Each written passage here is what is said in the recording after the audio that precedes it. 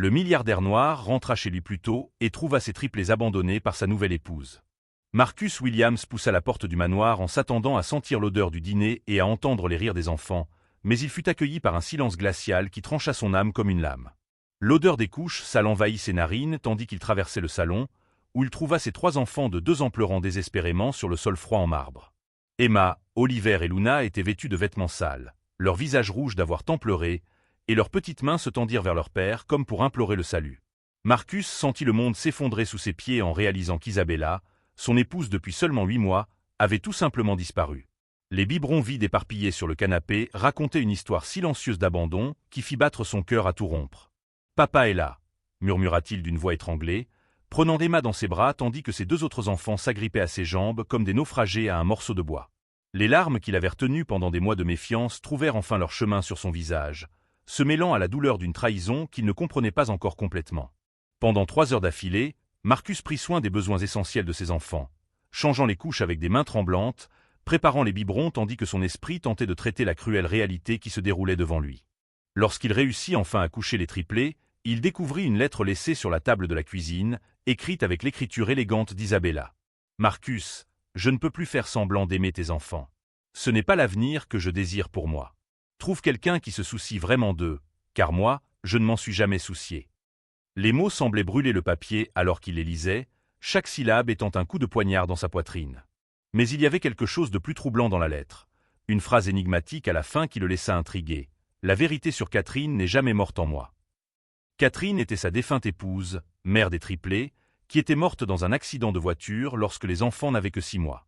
Isabella avait été sa meilleure amie, celle qui l'avait consolée pendant le deuil le plus profond de sa vie, celle qui avait promis d'aimer ses enfants comme s'ils étaient les siens.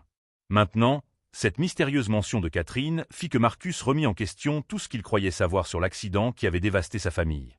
Cette nuit-là, alors qu'il observait ses enfants dormir paisiblement dans leur berceau, Marcus prit une décision qui allait changer le cours de leur vie pour toujours. Il ne chercherait pas seulement des réponses concernant l'abandon d'Isabella, mais il enquêterait également sur ce qu'elle avait voulu dire à propos de Catherine. Des secrets étaient enterrés dans sa propre maison, et il était déterminé à les découvrir, peu importe à quel point la vérité serait douloureuse. L'homme d'affaires milliardaire qui avait construit un empire à partir de zéro faisait maintenant face à son plus grand défi. Être père célibataire de 3 jeunes enfants tout en dénouant des mystères qui pourraient détruire tout ce qu'il restait de sa foi en l'humanité. Marcus Williams ne le savait pas encore, mais sa quête de vérité révélerait des trahisons si profondes que l'abandon d'Isabella semblerait n'être que le début d'un cauchemar bien plus grand. Au cours des jours suivants, il engagea une nounou nommée Sophia, une femme gentille dans la cinquantaine qui avait élevé des enfants toute sa vie. Pendant qu'elle prenait en charge les soins quotidiens des triplés, Marcus commença à passer en revue chaque détail des derniers mois de la vie de Catherine, à la recherche d'indices qu'Isabella aurait pu laisser échapper sur ce sombre secret. Si vous appréciez cette histoire de dépassement de soi et de mystère, n'oubliez pas de vous abonner à la chaîne pour suivre comment Marcus découvrira la vérité choquante sur son passé. Marcus passa la semaine suivante plongé dans une enquête obsessionnelle sur Isabella, découvrant des couches de mensonges qui le rendirent malade. Grâce à un détective privé nommé Thomas Reed, il découvrit que son épouse avait entretenu 3 relations parallèles pendant tout le mariage, utilisant son argent pour subvenir aux besoins de ses amants dans des appartements luxueux disséminés dans la ville. Les enregistrements de sécurité du condominium révélèrent qu'Isabella quittait régulièrement la maison le matin, toujours avec une petite valise, ne revenant que tard dans l'après-midi avec des cadeaux coûteux qu'elle prétendait s'être offerts. Le plus choquant fut de découvrir qu'elle avait retiré 200 000 $ du compte commun du couple la semaine précédant son abandon, transférant l'argent vers un compte aux îles Caïmans. « Monsieur Williams », dit Thomas avec hésitation en lui tendant un dossier rempli de photographies, « il y a quelque chose de plus perturbant que vous devez savoir. Isabella ne se contentait pas de voler votre argent, elle documentait chacun de vos mouvements et ceux des enfants. Les photos montraient Isabella cachée derrière des arbres, photographiant Marcus jouant avec les triplés dans le jardin, des notes détaillées sur les horaires de sommeil des enfants et même des plans de la maison avec des marques étranges. En analysant le matériel, Marcus trouva un journal caché dans le placard d'Isabella, où elle avait écrit des pensées qui glacèrent son sang. « Les enfants pleurent trop. Marcus est toujours trop occupé pour se rendre compte à quel point je déteste m'occuper d'eux. Catherine a eu de la chance de mourir avant de les voir grandir. Peut-être savait-elle quelque chose que moi aussi je devrais savoir. » La mention constante de Catherine dans le journal d'Isabella créa un second mystère qui hantait Marcus. Pourquoi une femme qui connaissait à peine sa défunte épouse était-elle aussi obsédée par elle? Catherine était morte dans une collision frontale sur une route rurale, seule, en revenant d'une consultation médicale. La police conclut qu'elle avait perdu le contrôle du véhicule à cause d'une forte pluie, mais désormais Marcus remettait en question chaque détail de ce rapport. Sophia, la nourrice, observait son patron dépérir jour après jour, plongé dans les papiers et les enquêtes, négligeant sa propre santé. « Monsieur Marcus, dit-elle un matin en préparant le petit déjeuner des enfants, les enfants ressentent votre angoisse. Emma a pleuré toutes les nuits, Oliver refuse de manger et Luna ne dit pas un mot depuis 3 jours. » La culpabilité traversa la poitrine de Marcus comme une flèche. Il s'était tellement consumé dans sa recherche de réponses qu'il reproduisait le même schéma de négligence émotionnelle qu'il reprochait à Isabella. À ce moment-là, il prit une décision radicale. Il vendrait le manoir et déménagerait avec les enfants dans un endroit où il pourrait repartir à zéro, loin des souvenirs toxiques que ces murs conservaient. Lors du processus de déménagement, Marcus découvrit une boîte cachée dans le grenier appartenant à Catherine. À l'intérieur, il trouva des lettres d'amour qu'elle n'avait jamais envoyées, écrites pour lui pendant sa grossesse, exprimant des peurs profondes concernant quelqu'un qui la surveillait constamment et la faisait se sentir en danger. Une lettre en particulier mentionnait Isabella par son nom. « Elle sait des choses sur moi que je n'ai jamais dites à personne. » Comment est-ce possible? La révélation la plus choquante survint lorsque Marcus trouva des résultats d'analyse médicale que Catherine lui avait cachés. Les tests montraient des niveaux dangereux de substances toxiques dans son organisme plusieurs semaines avant l'accident, des substances qui n'étaient pas des médicaments prescrits par un médecin. Quelqu'un avait empoisonné sa femme lentement, et elle le savait. Le détective Thomas appela ce même soir avec des informations qui changèrent tout. « Marcus, Isabella n'était pas celle que vous pensiez. Son vrai nom est Victoria Santos, et elle a un passé de rapprochement avec des hommes riches récemment veufs. Elle a été suspectée, mais jamais inculpée, de la mort de 2 autres hommes dans différentes villes. » Marcus sentit le monde tourner autour de lui. La femme qu'il avait laissée entrer dans sa vie, prendre soin de ses enfants et dormir à ses côtés toutes les nuits était une prédatrice professionnelle. Pire encore, les preuves commençaient à suggérer qu'elle pourrait avoir été responsable de la mort de Catherine, préparant le terrain pour devenir la nouvelle épouse d'un millionnaire dévasté par le deuil. Cette nuit-là, tandis qu'il observait Emma, Oliver et Luna dormir paisiblement dans leur nouvelle chambre, Marcus réalisa qu'il avait complètement sous-estimé le danger qu'il avait introduit dans sa famille. Isabella, ou Victoria, n'avait pas seulement abandonné ses enfants. Elle avait orchestré un plan bien plus sinistre qui avait failli détruire tout ce qu'il aimait.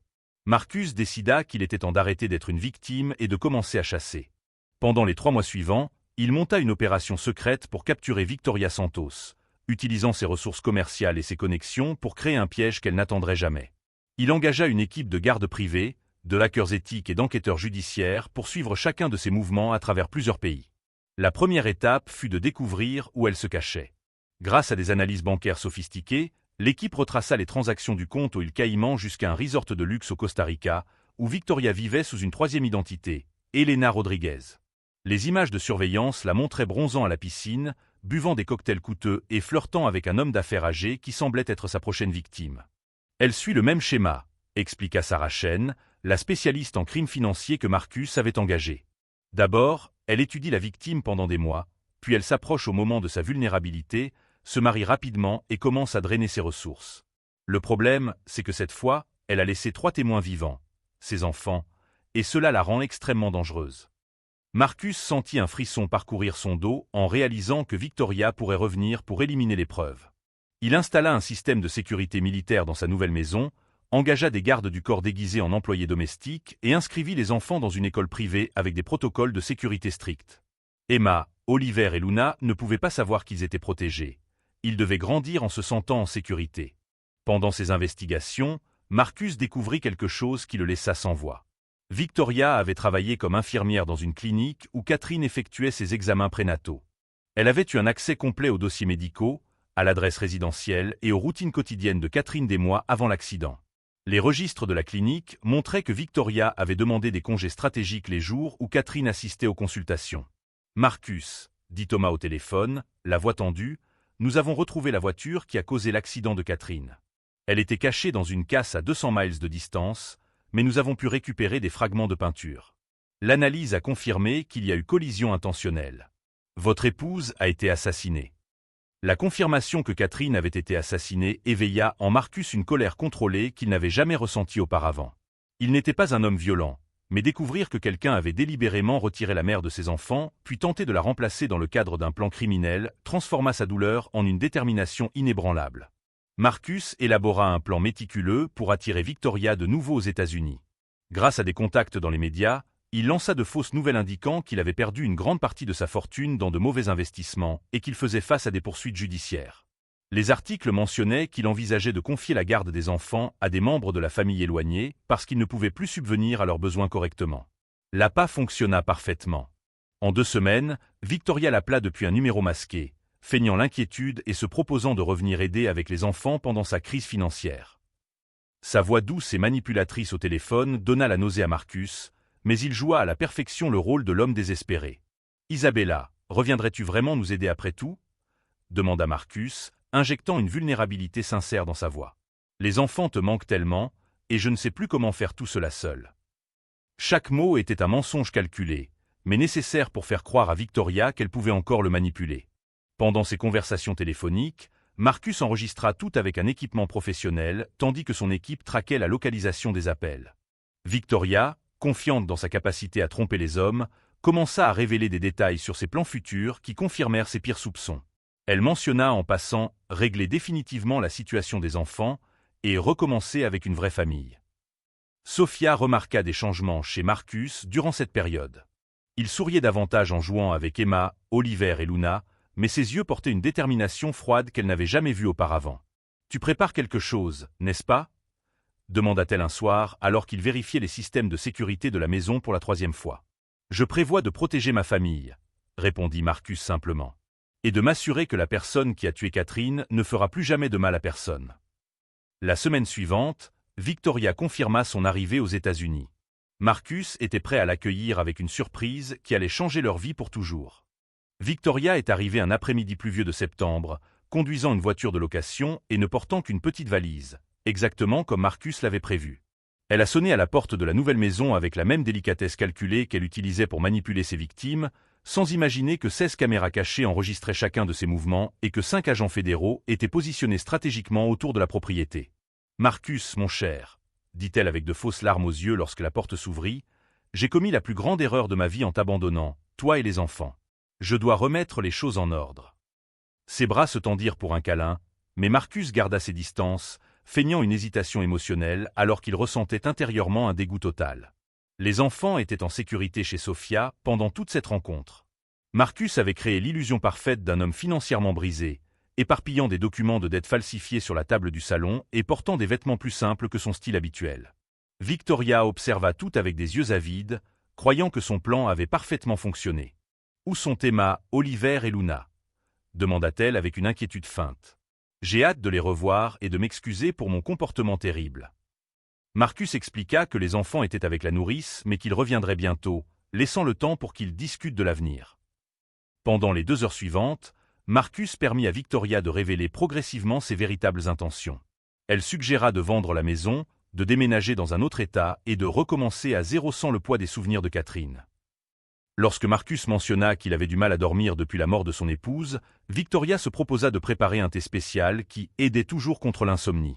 « Tu sais, » dit-elle en mélangeant quelque chose dans la cuisine, « Catherine n'a jamais été vraiment heureuse dans les derniers mois de sa vie. Elle était toujours anxieuse, toujours préoccupée.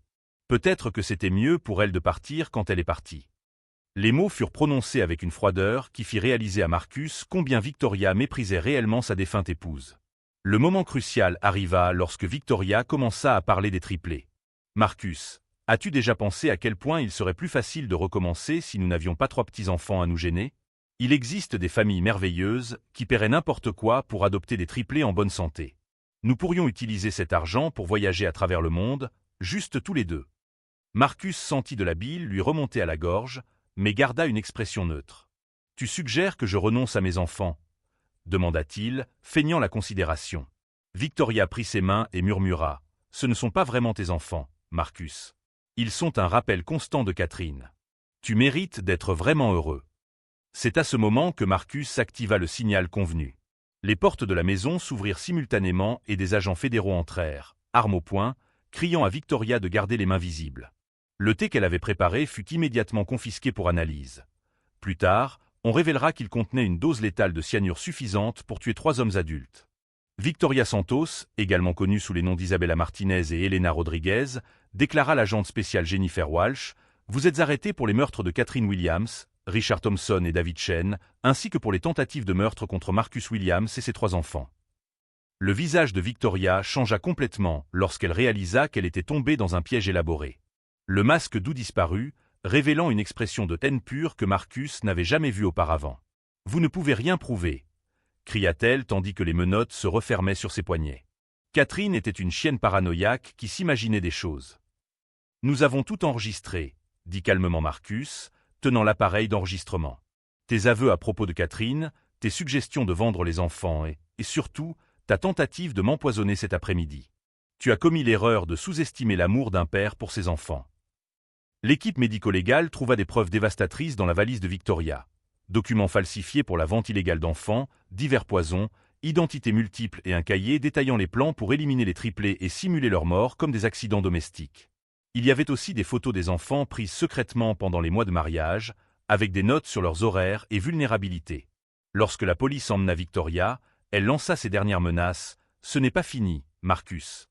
Il y a des gens qui termineront ce que j'ai commencé. » Mais ces paroles sonnèrent creuses face aux preuves accablantes que Marcus avait rassemblées contre elle. 6 mois après l'arrestation de Victoria, Marcus était assis dans le jardin de sa nouvelle maison, regardant Emma, Oliver et Luna jouer sur le toboggan qu'il avait installé lui-même. Le procès s'était terminé la semaine précédente, Victoria ayant été condamnée à la prison à vie sans possibilité de libération conditionnelle pour 3 chefs de meurtre au premier degré et tentative de meurtre multiple. Les enfants, maintenant âgés de 3 ans, ne gardaient pas de souvenirs conscients des événements traumatisants, mais Marcus savait qu'il y avait des cicatrices invisibles qui nécessiteraient des soins constants. Emma avait développé l'habitude de vérifier si son père était réellement présent avant de dormir. Oliver refusait de rester seul dans n'importe quelle pièce de la maison, et Luna avait cessé de parler pendant 2 mois après avoir découvert que tante Isabella ne reviendrait jamais. « Papa, es-tu triste ?» demanda Emma en courant vers lui avec ses petites mains pleines de terre du jardin. Marcus sourit sincèrement pour la première fois depuis des mois, la prenant dans ses bras et sentant son cœur se réchauffer avec l'amour inconditionnel que seuls les enfants savent offrir. « Non, princesse. Papa est heureux parce que vous êtes en sécurité. » Sophia était devenue plus qu'une nourrice. Elle faisait maintenant partie intégrante de la famille, une grand-mère de substitution apportant stabilité émotionnelle aux enfants pendant les moments les plus difficiles. « Monsieur Marcus, » dit-elle un matin en préparant le petit déjeuner, « les enfants posent des questions sur maman Catherine. Peut-être est-il temps de commencer à raconter de belles histoires à son sujet. » Marcus réalisa qu'il avait été tellement concentré sur la protection des enfants contre les mauvais souvenirs qu'il avait oublié de nourrir les bons. Ce soir-là, il apporta des albums photos de Catherine et commença à raconter des histoires sur comment elle chantait pour eux encore dans son ventre, comment elle avait choisi chaque nom avec une signification spéciale et comment elle avait rêvé de les voir grandir et devenir des personnes incroyables. « Maman Catherine nous aimait beaucoup ?» demanda Oliver en touchant délicatement une photo où Catherine souriait radieusement pendant sa grossesse. « Elle vous aimait plus que tout dans l'univers, » répondit Marcus, sentant des larmes de gratitude plutôt que de douleur. « Et où qu'elle soit maintenant, elle est fière de votre courage et de votre gentillesse. » Pendant le processus de guérison, Marcus découvrit que parler de Catherine n'était plus douloureux, mais réconfortant. Il commença à visiter régulièrement sa tombe avec les enfants, non pas pour pleurer, mais pour tenir Catherine au courant des réussites quotidiennes des triplés. Le premier mot complet de Luna, le premier dessin reconnaissable d'Emma, le premier jour d'Oliver sans cauchemar. Cette expérience transforma profondément la perspective de Marcus sur la richesse et le succès. Il réduisit drastiquement ses heures de travail, promut des cadres de confiance pour gérer les opérations quotidiennes et décida qu'aucune somme d'argent ne valait plus que d'être présent dans la vie de ses enfants. Son entreprise resta prospère, mais elle servait désormais à assurer la sécurité familiale, non comme obsession personnelle. Marcus créa également une fondation au nom de Catherine pour aider les parents seuls confrontés à des difficultés financières et émotionnelles. L'organisation offrait un soutien psychologique gratuit, une assistance juridique pour des affaires de garde complexes et des ressources éducatives pour les enfants ayant perdu un parent. Catherine a toujours voulu aider d'autres familles, expliqua-t-il lors de la cérémonie inaugurale. Voici notre manière de poursuivre son héritage d'amour. Thomas Reed, le détective qui l'avait aidé à démasquer Victoria, devint un ami proche de la famille et dînait souvent avec eux le dimanche. « Tu sais, Marcus, » dit-il lors de l'une de ces occasions, « j'ai enquêté sur des centaines de cas de fraude matrimoniale, mais je n'ai jamais vu quelqu'un transformer autant de douleur en un but positif comme toi. » Les leçons apprises pendant ces mois sombres firent de Marcus un père plus présent et intuitif. Il apprit à reconnaître les signes subtils de malaise émotionnel chez les enfants, à valider leurs sentiments sans les minimiser et, surtout, à ne jamais permettre que le travail ou des relations amoureuses passent avant le bien-être d'Emma, Oliver et Luna. 2 ans plus tard, Marcus se tenait sur la scène de l'école des enfants, regardant Emma réciter un poème sur la famille lors du festival de printemps. Oliver jouait du xylophone dans la fanfare de l'école, et Luna avait enfin retrouvé sa voix, chantant dans le chœur avec un sourire radieux rappelant Catherine à son meilleur. Les familles ne se définissent pas seulement par l'ADN, réfléchit Marcus en silence, observant Sophia applaudir fièrement au premier rang, mais par l'amour inconditionnel, la protection mutuelle, la volonté de lutter ensemble contre n'importe quelle tempête. La tragédie qui avait presque détruit sa famille les avait, ironiquement, rendus plus unis et résilients qu'ils n'auraient jamais imaginé possible. Si cette histoire de dépassement de soi, d'amour paternel et de justice a touché ton cœur, n'oublie pas de t'abonner à la chaîne pour plus d'histoires inspirantes sur des familles qui surmontent les épreuves grâce au courage et à la détermination.